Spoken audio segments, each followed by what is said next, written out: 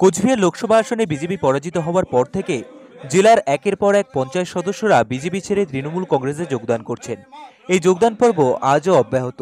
তুফানগঞ্জ ১ নম্বর ব্লকের নাটাবাড়ি বিধানসভা কেন্দ্রের অন্তর্গত অন্দুরাং ফুলবাড়ি ২ নম্বর গ্রাম পঞ্চায়েতের মোট ১২টি আসনের মধ্যে ৯টি বিজেপি পেয়ে গ্রাম পঞ্চায়েত দখল করেছিল। কিন্তু বৃহস্পতিবার পর্যন্ত একে একে ৮ জন গ্রাম পঞ্চায়েত বিজেপি ছেড়ে তৃণমূল কংগ্রেসে যোগদান করায় আজকের দিন পর্যন্ত তৃণমূল সংখ্যাগরিষ্ঠ হয়ে এই গ্রাম পঞ্চায়েত দখল করে নিল। আমরা শুনবো সদ্য বিজেপি ছেড়ে তৃণমূল কংগ্রেসে যোগদানকারী পঞ্চায়েত সদস্যা কৃষ্ণা বর্মন কি বললেন। আমি গ্রাম উন্নয়নের জন্য বিজেপি ছেড়ে তৃণমূলে যোগদান করছি। গ্রাম উন্নয়ন বলতে এতদিন কি গ্রাম উন্নয়ন হচ্ছিল না? আমাদের গ্রামে কোনো উন্নয়ন হয়নি। মানে কি কারণে হচ্ছিল না? রাস্তাঘাট অনেক ধরনের কিছুই নেই আমার গ্রামে।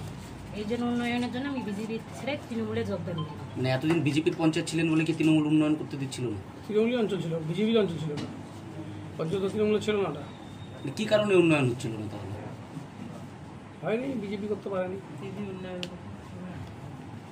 ঠিক আছে, আপনার নাম? Krishna Barman.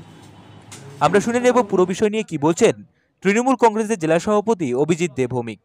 Bureau news, ABN 24x7, সঙ্গে থাকবেন।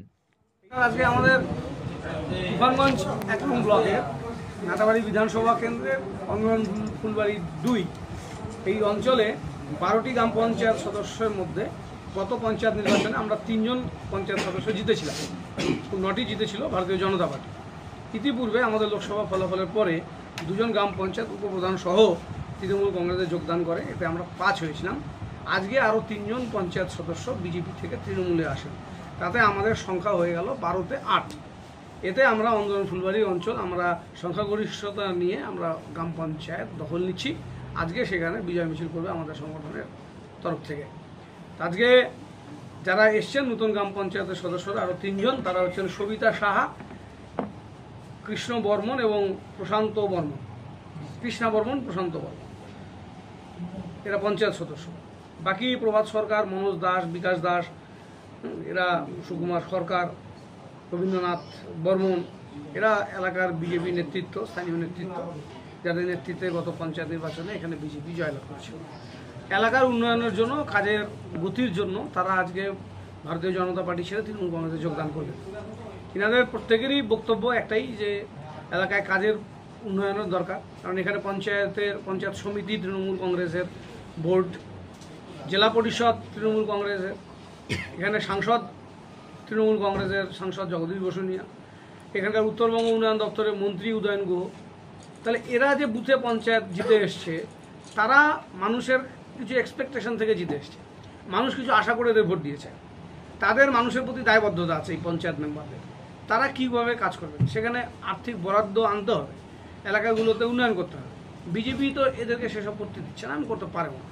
রাজ্য সরকারের যে সমস্ত সামাজিক সহায়তা প্রকল্প, সেগুলোও তারা এলাকাতে পৌঁছে দিতে পারছে না।